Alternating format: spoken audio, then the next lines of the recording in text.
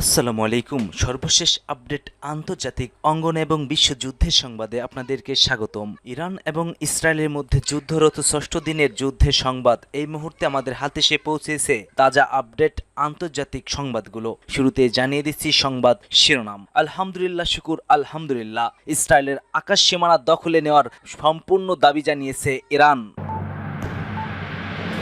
আরো জানিয়ে দিচ্ছি, হুঁশিয়ারির সময় শেষ, এবার শাস্তির পালা। ইরানি সেনাপ্রধানের হুঁশিয়ারি নেতানিয়াহুকে। অন্যদিকে নীরব ভূমিকায় মধ্যপ্রাচ্যের দেশগুলো সার্বভৌমত্ব রক্ষায় একাই লড়াই করে যাচ্ছে ইরান। পাশে পাচ্ছে না কোনো বন্ধুদের, যেখানে সারা বিশ্বে মুসলিম রাষ্ট্রগুলোর একত্ববদ্ধ হয়ে ইরানের পাশে চলার কথা ছিল, যেখানে ছিলেন পাকিস্তান, জর্ডান, সিরিয়া সহ তুরস্ক, কিন্তু তারা এখন চুপ হয়ে রয়েছে। আর এতেই একাই লড়াই করে যেতে হচ্ছে ইরানকে।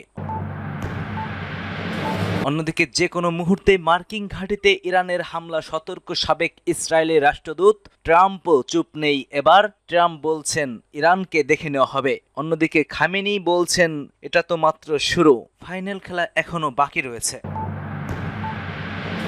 আরো জানিয়ে দিচ্ছি, ইসরায়েলে হাইপারসোনিক ক্ষেপণাস্ত্রেও প্রকাশ, ফাত্তাহা ছুড়ছে ইরান। এই ফাত্তাহা মিসাইলের তাণ্ডবে এবার লন্ডভন্ড হয়ে যাবে ইসরায়েলি প্রশাসন, আইডিএফ, এবং ইসরায়েলকে পুরোপুরি ধ্বংস করতে ইরানের ফাত্তাহা ক্ষেপণাস্ত্রটি তীর্যকভাবে কাজ করবে বলে আশাবাদ ইরান সিভিল ডিফেন্স। এক প্রতিবেদনে এই তথ্যটি জানিয়েছে ব্রিটিশ সংবাদ মাধ্যম বিবিসি। 2024 সালের 1 অক্টোবর ইসরায়েলে ইরানের আক্রমণের সময় তারা কয়েক ডজন ফাত্তাহা এক ক্ষেপণাস্ত্র নিক্ষেপ করেছে। তবে বর্তমান যুদ্ধে ফাত্তাহা ক্ষেপণাস্ত্রটি প্রথমবারের মতো ব্যবহার করা হয়েছে বলে মনে করা হচ্ছে। আর এই ক্ষেপণাস্ত্রের আঘাতেই তেল আবিব এবং হাইফা পুরোপুরি ধ্বংসের দ্বারপ্রান্তে দাঁড়িয়ে, যার কারণে ইসরায়েলি প্রধানমন্ত্রী নেতানিয়াহু এখন বাংকারে আশ্রয় নিয়েছেন। এই বেজম্মা নেতানিয়াহু সরকার পুরো দেশ ইসরায়েলকে ধ্বংস করছে বলে জানিয়েছে ইসরায়েলের সাধারণ নাগরিকেরা।